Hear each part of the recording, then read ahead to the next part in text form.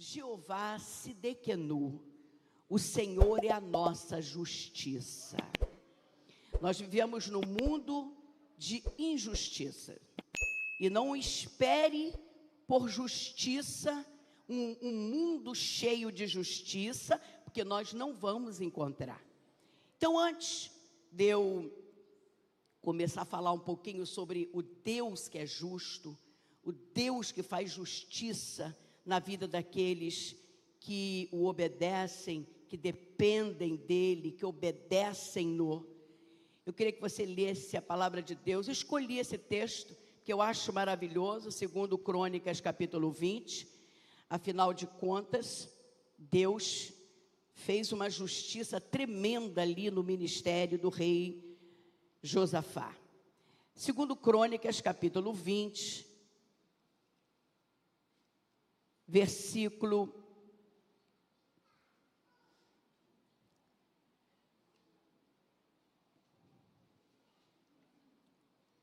do 14 até o 17. Você que não tem Bíblia, leia aqui no telão. Mas você que tem Bíblia, manuseie a palavra de Deus. Então diz assim a partir do 13, do 14, né? Então veio o Espírito do Senhor no meio da congregação sobre Jaziel, filho de Zacarias, filho de Benaia, filho de Jeiel, filho de Matanias, levita da casa de Asaf. E disse: dai ouvidos todo o Judá, e vós moradores de Jerusalém, e tu, ó rei Josafá, ao que vos diz o Senhor: não temais, nem vos assusteis por causa desta grande multidão, porque a peleja não é vossa, mas é de Deus. Amanhã descereis contra eles. Eis que hoje eles estão subindo pela ladeira de Ziz. Encontrá-los-eis no fim do vale, de fronte do deserto de Jeruel. Nesse encontro não tereis de pelejar. Tomai posição, ficai parados e vede o livramento que o Senhor vos dará, ó Judá e Jerusalém. Não temais, nem vos assusteis. Amanhã saí-lhes ao encontro, porque o Senhor é convosco. Amém? Que palavra, que palavra. Depois de uma linda oração, o Espírito Santo toma o levita Jaziel e ele começa a profetizar no meio da congregação essa palavra de vitória, que é a palavra que Deus traz para nós hoje. Não tenham medo, porque essa peleja não é de vocês, é minha. Que coisa maravilhosa. Mas o que está acontecendo nisso tudo? Nós sentimos no coração o desejo de trazer essa campanha, Jeová Sidequenu, Jeová, o Senhor, é a nossa justiça. E esse versículo está em Jeremias 23, 5 e 6. E ali o Senhor está prometendo para Jerusalém, para Judá, para Israel, o renovo justo, aquele que vai reinar num reino de justiça. Quando Jesus reinar no milênio, não vai haver injustiça, não vai ter juiz corrupto, não vai ter político corrupto, não vai ter coleguinha traíra, não vai ter colega de trabalho covarde, não vai ter, porque quando Jesus reinar na terra, só vai haver justiça. Eita glória! Nós sabemos que Deus é justo. Inclusive em Deuteronômio 32 diz: nele não há injustiça. Então, quando você vira alguma coisa acontecendo que não agrada ao coração de Deus, e Ele está permitindo, cuidado, para você não acabar falando demais. Que tem coisas que acontecem, não porque Deus quer que aconteça, mas Ele permite que aconteça, porque é através dessas situações que nós vamos aprendendo a viver. Quem está entendendo, diga glória a Deus. Deus é justo, mas o homem, desde que ele pecou, ele perdeu a sua natureza justa, e desde então, incontáveis injustiças têm acontecido. E nós ainda não nos acostumamos, que vivemos num mundo sepultado no diabo. De um mundo sepultado no maligno não se espera coisa boa. Então, se você pretende viver no mundo de justiça, você precisa se voltar para Deus. Andar num ambiente de pessoas que temem a Deus.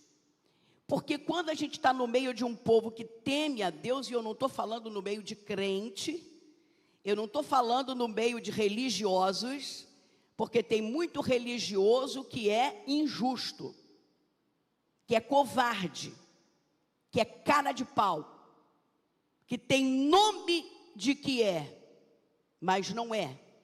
Porque você conhece um homem e uma mulher de Deus pelas suas obras.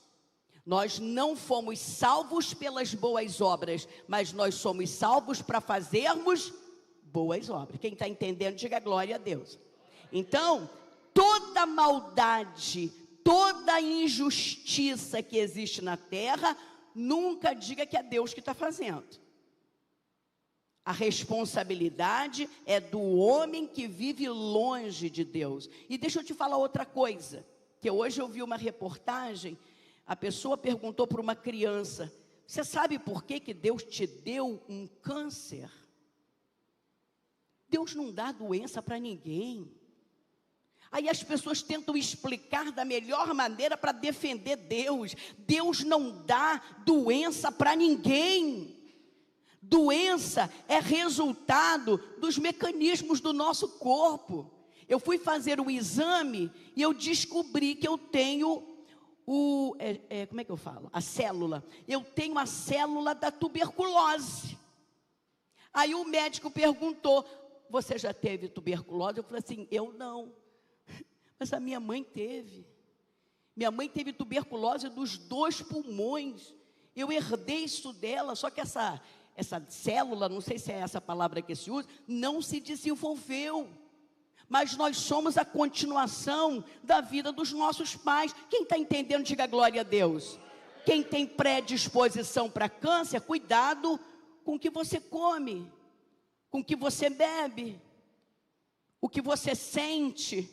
Então, não é Deus que dá doença, não é Deus que dá problema. Tudo isso são resultados da nossa própria vivência.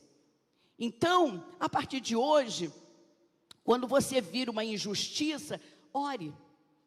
A melhor coisa que tem, eu estava ficando doente com essas injustiças todas que nós estamos vendo. Uma senhora de 57 anos, a outra de 70, sendo julgada com predisposição de ficar presa por 14 anos, porque foi numa passeata.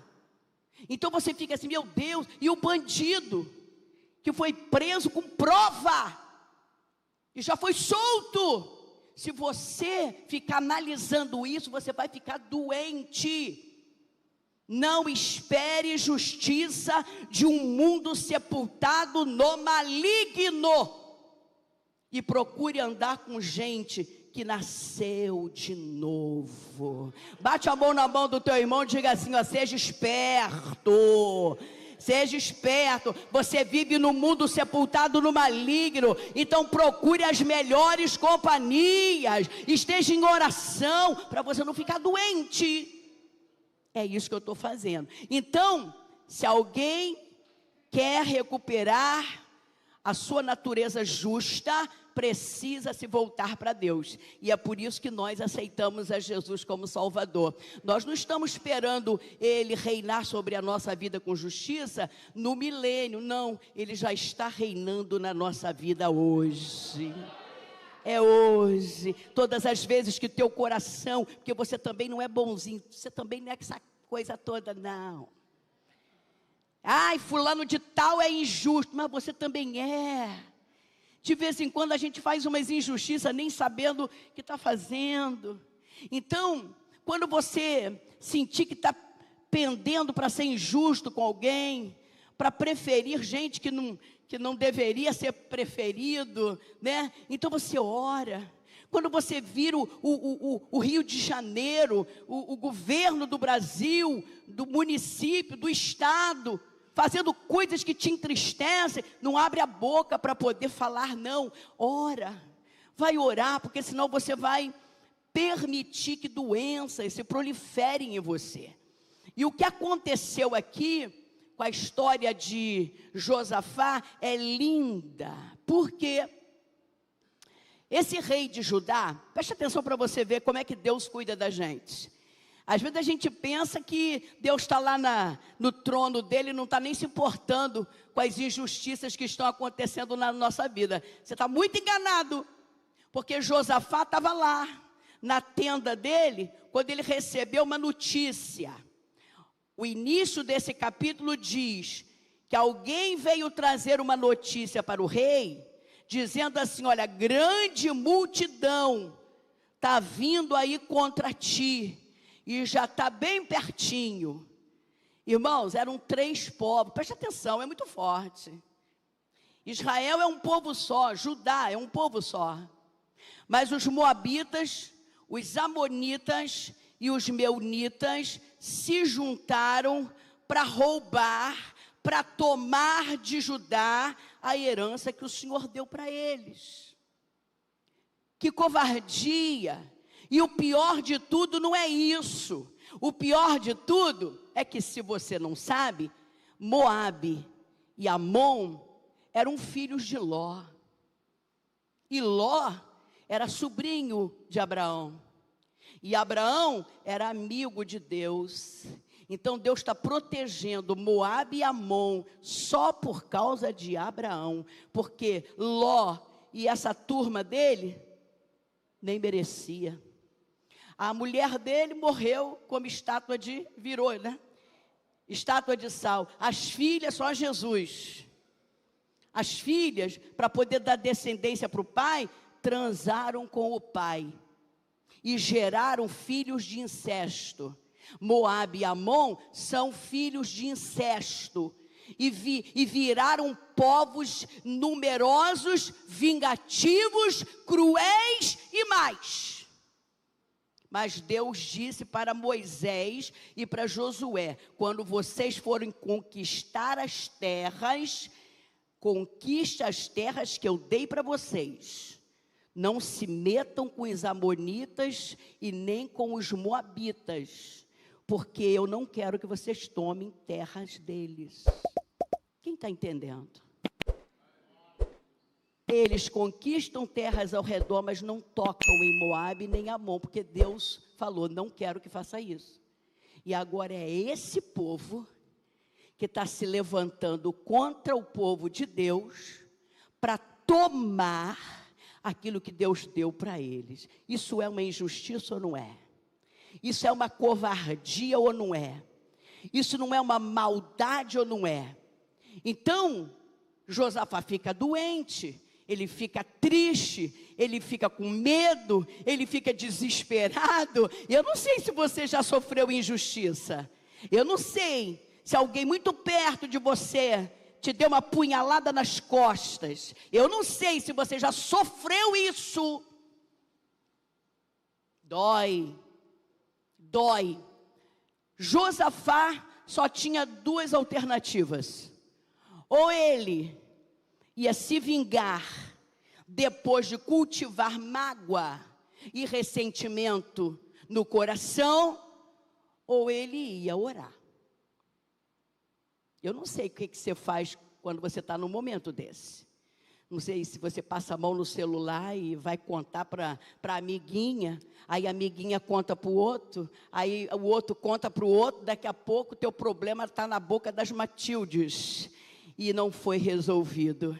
Mas eu quero dizer para você, sofreu injustiça, entra para o teu quarto, fecha a tua porta, conversa com Deus em secreto e Ele vai te recompensar publicamente. Quem é que quer cantar o hino da vitória? Justiça! E cuidado, tá? Para não pedir justiça a Deus. Cuidado. Há um versículo na Bíblia que diz: cuidado para não pedir justiça a Deus, porque pode ser que aquele que conhece todas as coisas chegue à conclusão de que o outro é que é tua vítima.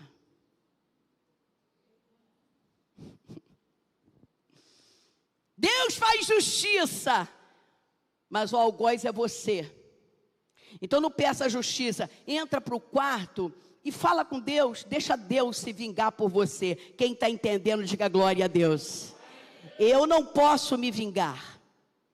Eu não posso fazer justiça com as próprias mãos, mas Deus pode.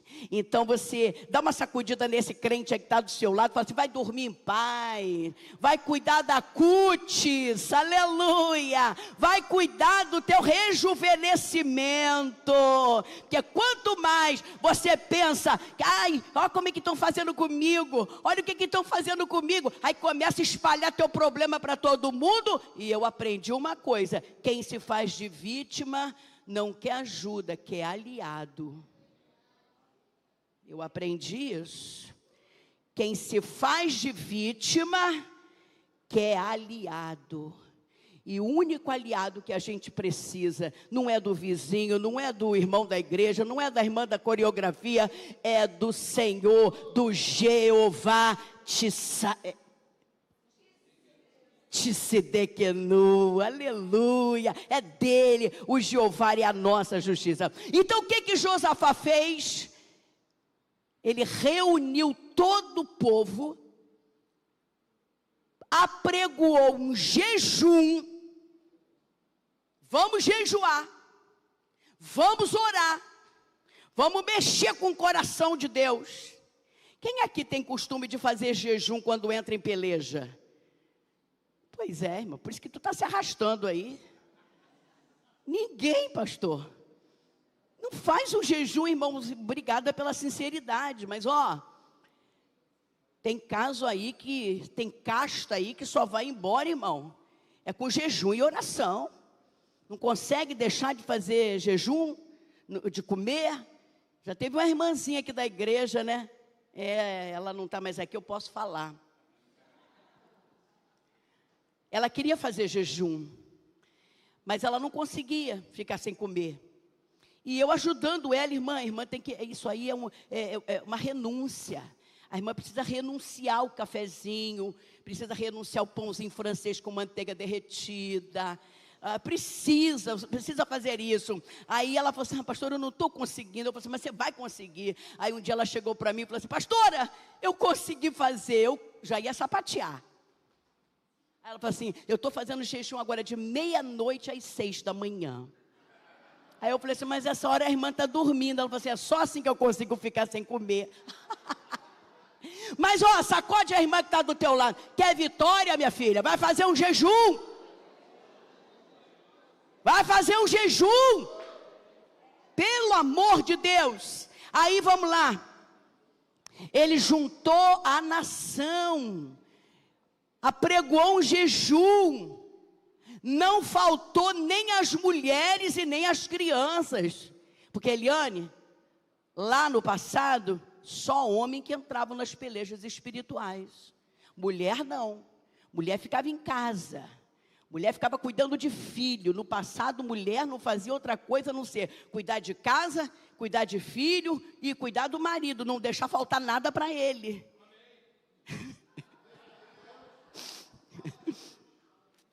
Hoje, você pode trabalhar na obra também.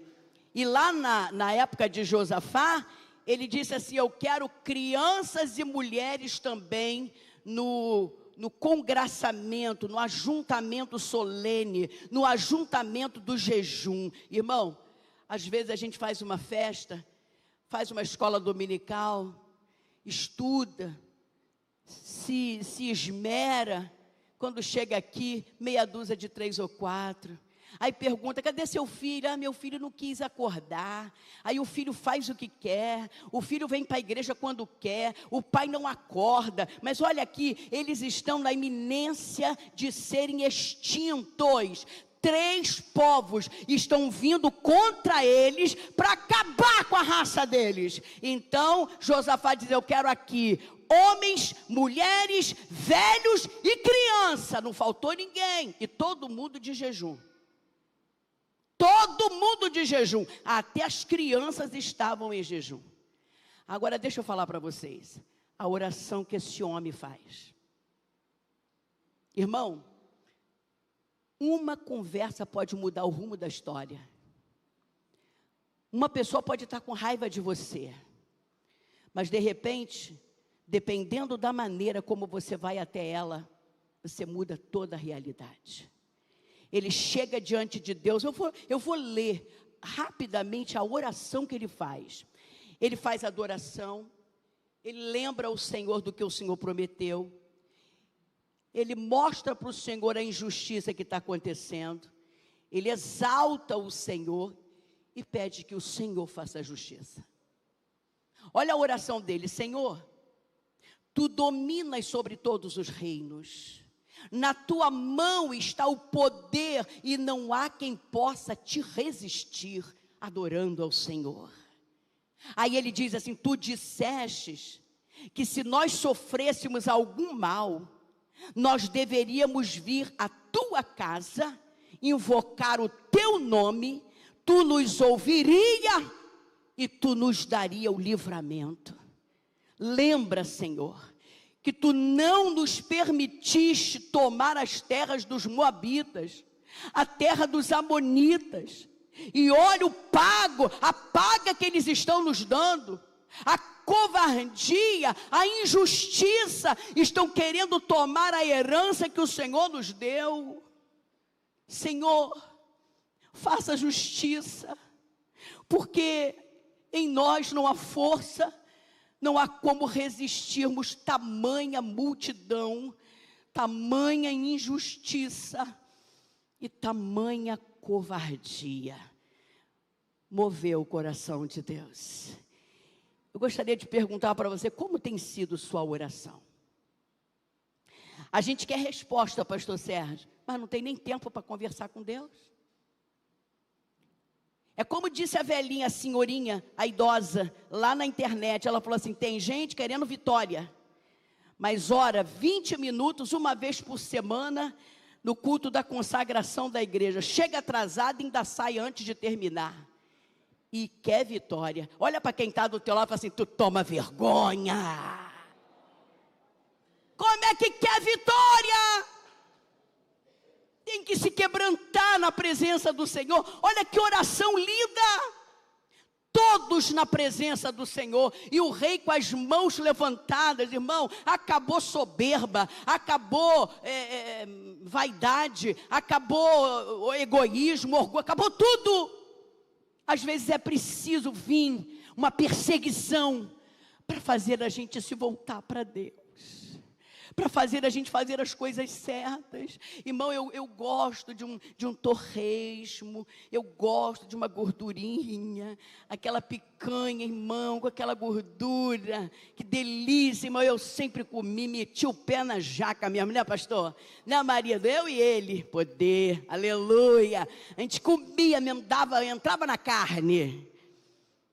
Mas depois que eu peguei uma esteatose, gordura no fígado, e aí eu conversando com o médico, ele pensou, eu fui lá, né? Aí ele pensou que eu estava querendo remedinho para emagrecer. Eu não fui lá para pedir remedinho, mas ele já deu o nome do remédio.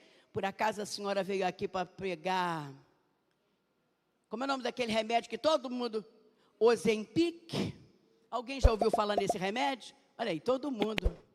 Está todo mundo tomando injeção de Ozempic. Ele falou assim: a senhora quer Ozempic? Não vou dar. Eu nunca vi o homem na minha vida, que arrogância, né?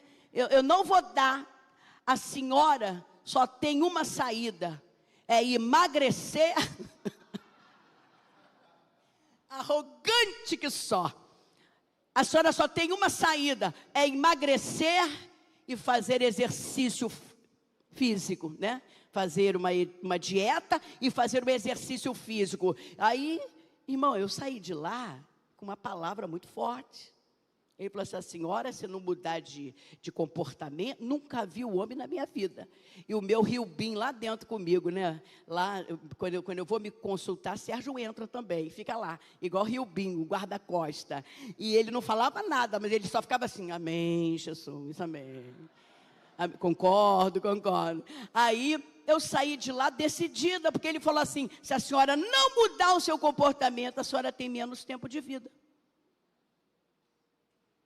Eu já tive um câncer, estou com esteatose agora. Quem já teve esteatose? Todo mundo. Todo mundo está comendo também o torresminho, né? Mas você não está com gordura no fígado porque não fez exame. Porque se fizer exame, vai perceber que tem gordurinha lá. Por que eu estou falando isso? Mudei meu comportamento depois de uma notícia como essa. Então segura na mão de quem está do teu lado, dá uma sacudida, diga para ele assim: está esperando o que para mudar de comportamento? Vai esperar um acontecimento horrível para poder buscar a face do Senhor? Olha aqui, Josafá estava vivendo tranquilamente, lá na sua riqueza, no seu palácio, quando ele recebe a notícia de que tem 3 povos vindo para acabar com ele. Aí agora vai todo mundo para a presença do Senhor. Coisa boa é quando a gente vai para a presença do Senhor sem precisar sofrer nenhuma resistência. Então, depois dessa oração linda que foi feita, e eu gostaria de pedir a você, quando você entrar para o seu a sós com Deus, não converse com Deus como você conversa com seu filho. Sai daí, garoto. Aquelas palavrinhas assim monossilábicas, se gaste com Ele, adore-o, mostre dependência, mostra que sem Ele você não pode fazer nada, mostra para Ele que a palavra dEle é prioridade na sua vida, que você não vai se vingar, que você não vai puxar tapete de ninguém. Fala com Ele de maneira a chamar a atenção dEle para você. Porque quando ele acabou de orar, nós lemos aqui, o Espírito do Senhor tomou. Eu acho essa expressão linda. Eu acredito que ele começou a profetizar o tal do Jaaziel. Ele era cantor, ele era músico, ele era da família de Asaf. E daqui a pouco Deus o levantou no meio do povo e ele começou a dizer, presta atenção como é que Deus é lindo. O Senhor disse para ele assim: não tenham medo dessa multidão, porque essa peleja não é de vocês, essa peleja é minha.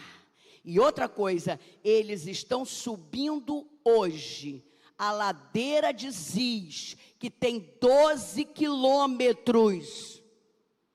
Vocês só vão descer a ladeira amanhã e encontrá-los no fim do vale.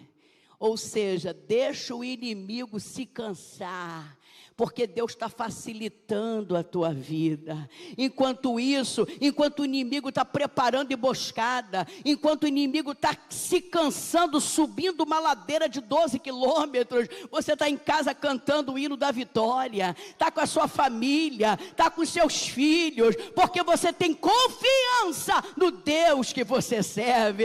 Eles sobem hoje, mas eu só vou descer amanhã. Oh, que delícia! É o Deus que nós servimos. E o Senhor ainda diz mais: nesse encontro vocês não vão precisar pelejar. Mas eu tenho uma recomendação para fazer. Tomem posição. Tem gente querendo vitória, fora da posição. Deus não negocia a sua vontade. Tem que ser do jeito dele e não do nosso. Tem alguém aqui querendo vencer essa peleja? Levanta a mão e dá glória. Então deixa eu te dizer uma coisa, não é do seu jeito. Procure fazer as coisas do jeito que ele quer. Tomem posição, fiquem parados, não façam nada que possam prejudicar todo o projeto, todo o propósito, e vejam o livramento que o Senhor vos dará. Ele deu ordens claras, objetivas e verbos imperativos. Parem, tomem posição, vejam, ou seja, Deus vai levar o povo para a peleja, não para pelejar, mas só para ver ele vencer. Eita glória, dá para você levantar sua mão e glorificar o nome do Senhor. Você não vai se cansar, você não vai ficar adoecido por causa dessas emoções, não, porque o teu Deus está guerreando por você. Eles fizeram um culto antes da vitória chegar. Tem gente esperando a vitória chegar para dar o culto em ações de graça, pois eles já estão dando culto em ações de graças. A única coisa que o Senhor pede é que os cantores, vestidos com ornamentos sagrados, vão à frente do exército. Olha como é que com Deus as coisas são diferentes.